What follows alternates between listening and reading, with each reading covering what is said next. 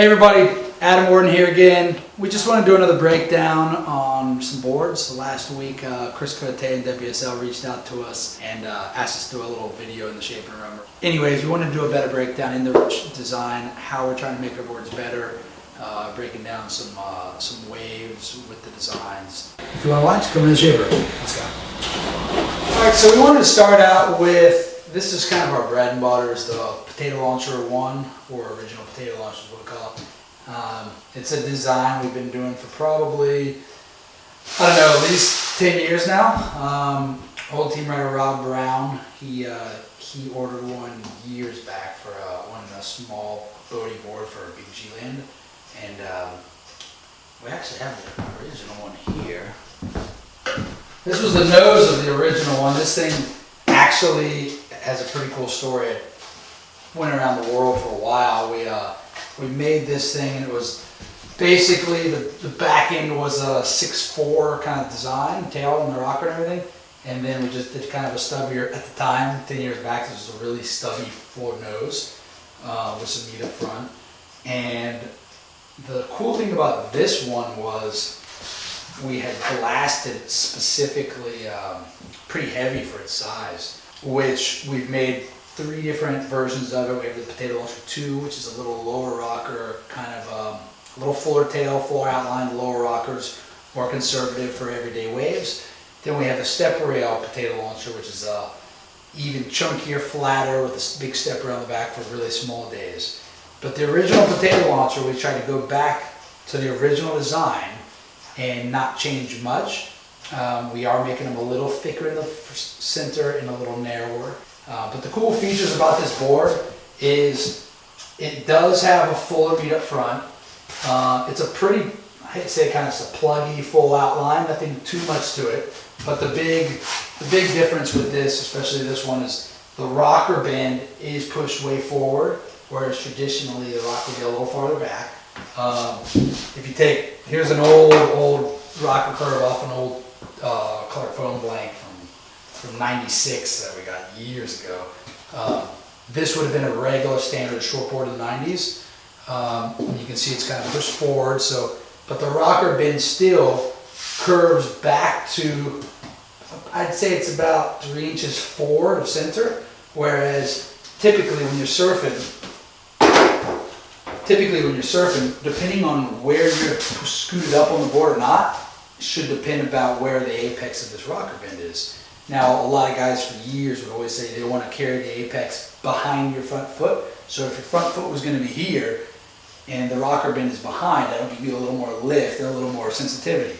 Well, if you push that bend up in front of your foot, a smaller board feels way bigger. So that's what this board has. And then it's got a basic kind of a double concave to a slight V out the back. But you can kind of see it here.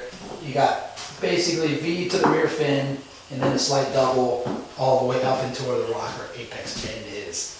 And I think what's cool about this design is, and everyone that rides these, is it gets over the hump of the ledge really nicely.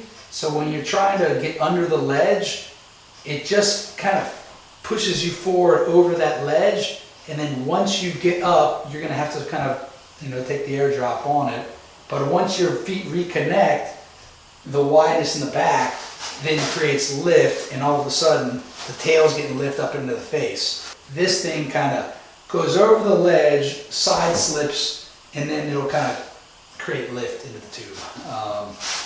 And as you see in the clip, you can just see Cam's like, he almost loses speed taking the airdrop, gets over the ledge, and then he starts gunning, and then you really see the board almost slow down, and it looks like it's too deep.